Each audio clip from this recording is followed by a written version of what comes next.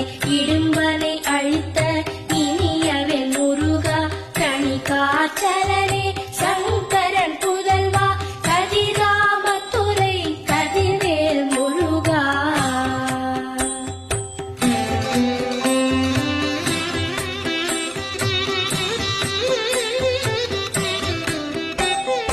பழனிபதி வாழ் பாலகுமாரா ஆவினன் குடிவாழ் அழகிய வேளா செந்தின் மாமலையுறும் செங்கல்வராயா சமராபுரி வாழ் சண்முகத்தரசே பழனிபதி வாழ் பாலகுமாரா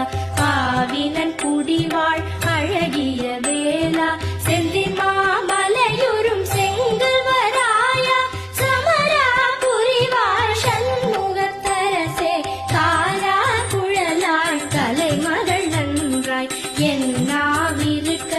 யானுனை பாட